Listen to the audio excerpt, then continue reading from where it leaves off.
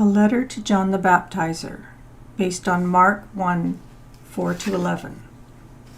Dear John, I am writing with the utmost appreciation for your work and admiration for your courageous work.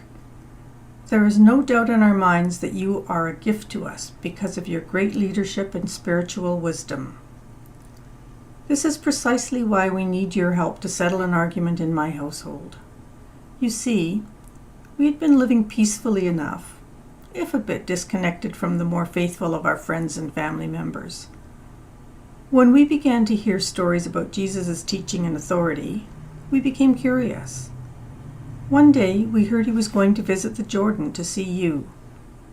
We had heard about you from friends who had been baptized by you, so we thought we could renew our friendships and perhaps bolster our faith if we were to visit you when Jesus was also visiting.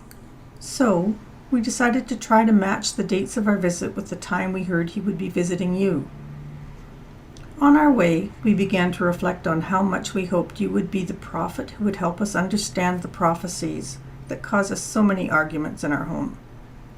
When we arrived, we were caught off guard by the chaos of the crowd. People were agitated when we thought they would be calm. You had people worked up. When we finally caught sight of Jesus, you two were arguing like old rabbis. I must admit, that brought me a little comfort. I've seen Sadducees and Pharisees argue. They don't have any passion in their voices. Your conversation with Jesus was different. You were both energetic. My wife and I laughed to see you two argue the way we argue. It surprised us then that when you stopped arguing, you baptized him. I would have thought you two would never reconcile as I watched you in conflict with one another. But you made amends as quickly and as passionately as you started in to argue. As you baptized him, I noticed he behaved as one of us. He was humble and at peace, as if he were subordinate to you. As we watched him come out of the water, we saw a dove descend. But it was after this that we became especially confused. I heard a voice, I know I heard a voice say, "My beloved, I am pleased." But I couldn't tell who had spoken. My wife tells me she heard a voice too.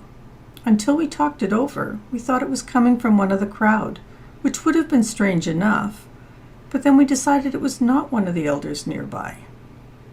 We have been arguing about this one question.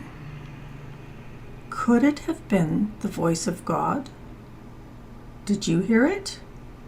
Is Jesus the one we heard about in the prophecies?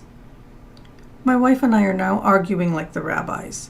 Please help restore peace to our home the way you restored the peace with Jesus. Benjamin.